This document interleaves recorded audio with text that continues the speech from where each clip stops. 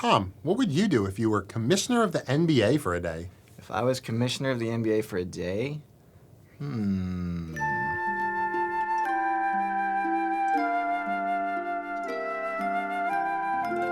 So, Tom, I have some news. Hit me with the news. Adam Silver is missing. Darn. Fortunately, the NBA owners have named you commissioner of the NBA, but only for one day. Okay, I'm honored. I can get a lot done in one day. In your one day, they're allowing you to make one rule change. One rule change? One rule change in the NBA. So what rule change are you going to make in your one day? Well, Dan, I think that everyone who's not a fool can agree that there are two main things plaguing the NBA right now. First one, teams tank too much. Second one, we'll have to stay up way too late to watch NBA basketball games. So I can fix all of this in one very elegant solution. First thing we're going to do is we're going to institute promotion and relegation.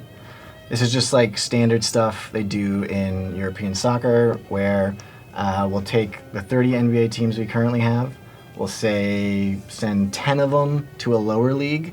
The 10 teams in the lower league, they kind of suck. People don't care about them too much. That's going to solve tanking. Because what's going to happen is every season, the 3 worst teams in the Premier League are going to get relegated to the lower league, and the 3 best teams from the lower league are going to get bumped up. But if you're relegated from the Premier League, you do not get to be in the draft lottery.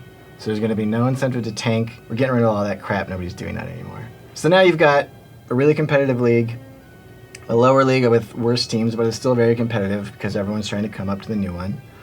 And then, this is where we're going to solve the problem of me having to stay up till 2 o'clock in the goddamn morning just to watch the Golden State Warriors. What we're going to do is we're going to make the lower league geographically based. So anyone who gets relegated from the upper league has to physically move to a city that's on the west coast. Anywhere west of the central time zone, that's where they go. Meanwhile, the Warriors, they're really good. They've had a great season. They get promoted. They come on over. They play in New York. The Knicks suck ass. They go over. They play in, Anaheim. I don't care. Leave them over there. No one cares, because that's what they deserve. Maybe you think this is unfair, but the majority of sports watching Americans live in the central and eastern time zones, and it's just frankly not fair that we don't get to watch a lot of the good teams just because they play on the West Coast and their games don't start until 10:30 p.m. here. I have some questions. Hit me with the questions. Okay. Logistically, if a team were to physically move from, say, let's say the Sixers are bad, yes, and they get shunted to, Colorado Springs. Everyone goes with them? Like, the people selling tickets have to uproot their That's a good their question, families? Dan. You know what? So I think what you could do to mitigate this problem is the administrative staff in the facilities could just stay in the city they're in. So it's like a swap. Would the nicknames move with the teams? Yeah, nicknames move with the teams. So Okay. you're still the Sixers no matter where you play. You could just do this and have the teams change players. They wouldn't necessarily have to change names. I think you got to keep the names, otherwise it gets really confusing.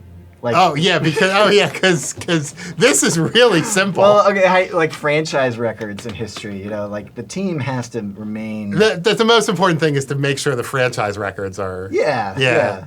Well, this is a terrible idea that would never work. I disagree. It's terrible. It would be very complicated, but I wouldn't have to stay up as late. Think about it. Everyone think about it. The longer you think about it, the more sense it makes.